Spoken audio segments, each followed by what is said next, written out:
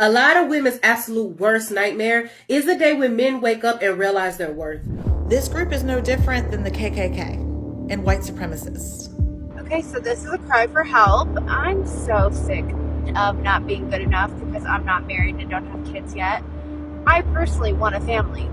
But like the thing that literally keeps me up at night, like the thing that I want more than anything in the world is... In the most selfish way possible, sometimes I do have to look at my friends and think maybe we took being single a bit too far. Maybe we cheered each other on in our singleness a bit too much. Some would even argue that maybe we took feminism too far. I'm supposed to be in Florida right now. And he gave me the money for a ticket. Wait, so you're supposed to be in Florida right now? Yes. What you doing in LA? I'm meeting up with the guy that I met off of Bumble. And you have a boyfriend? Yes, I have. So keep going with the story real quick.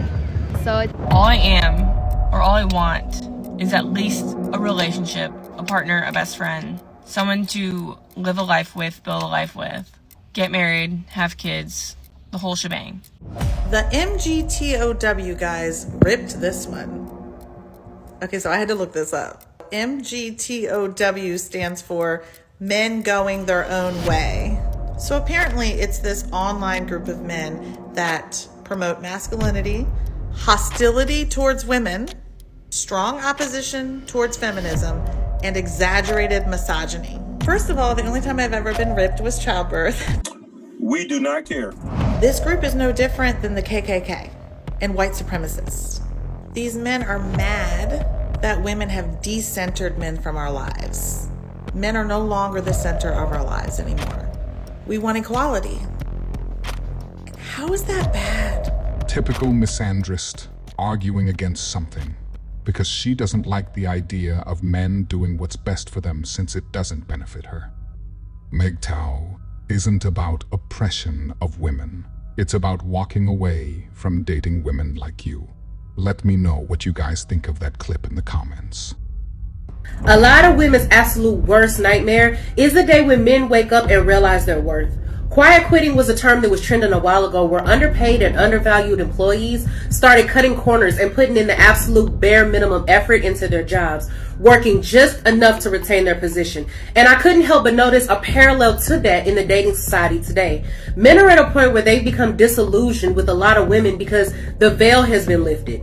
Men are now checking out of relationships that no longer serve as assets to their life, but rather liabilities.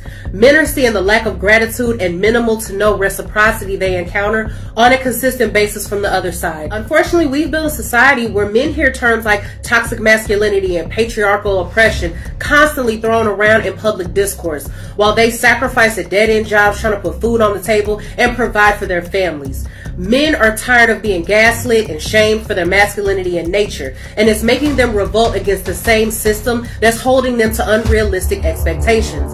They see the complementary balance of the gender shifting way too far, and they're tired of being the main ones holding up their end of the bargain. A lot of women have fallen into the trap of measuring men by impossible standards because their expectations have ballooned from the constant revolving door of Hollywood and free social media validation. Men are struggling to keep up, and they're sick and tired of having to prove themselves over and over and over again just to ensure the love and the loyalty of their woman. Repeated bad decisions and a lack of accountability has incentivized promiscuity while simultaneously breaking down and demonizing traditional gender roles at the expense of long-term synergistic and wholesome relationships between men and women. Masculine men are the guarding walls of our society, and they've done an outstanding job holding it together, even though they've been continuously shamed and ridiculed for the very qualities that make them men. In turn, they ask for recognition for their efforts, yet society has failed to do justice to their sacrifice and perseverance in the face of all their adversities.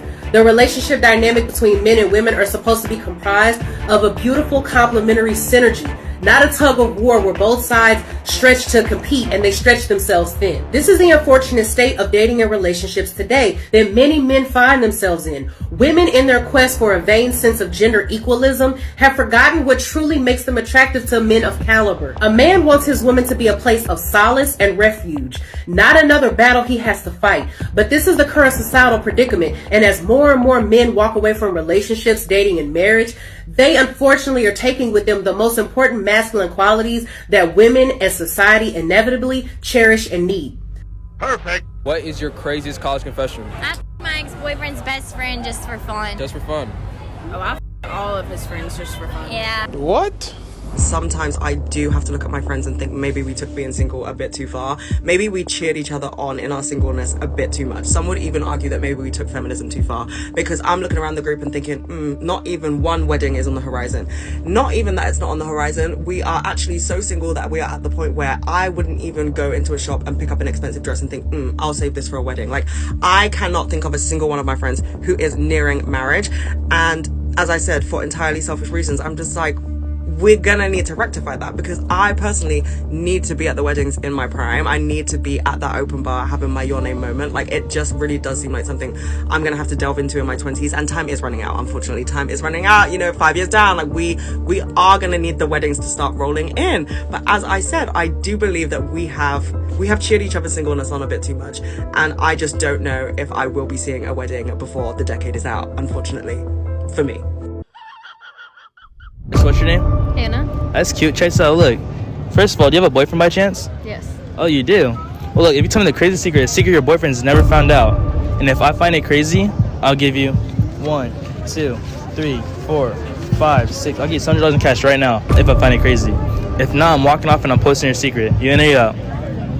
I'm in. All right, so what's the secret? What's the secret you kept from your boyfriend? And I don't got that many followers, too, so you can tell me anything. Okay, so I'm supposed to be in Florida right now.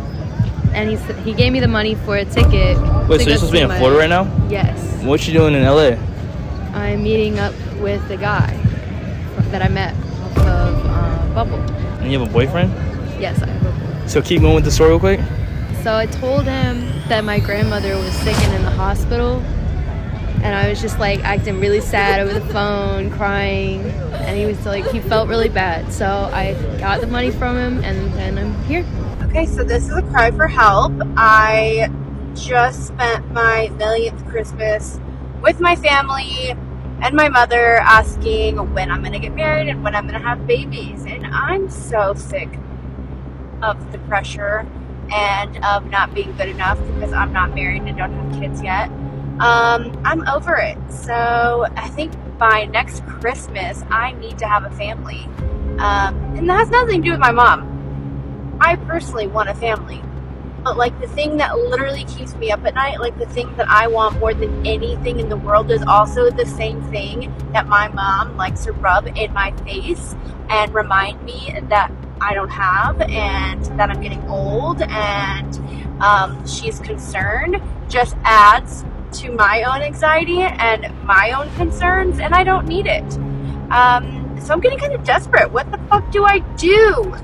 Why is it so embarrassing for some reason to be 27, almost 27 and a half in May, and single?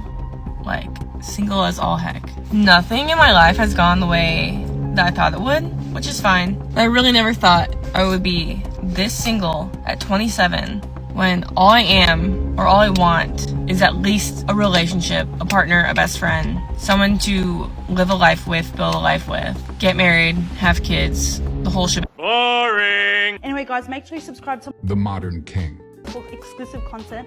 I would also suggest you watch this video next, as YouTube's algorithm thinks you would enjoy it.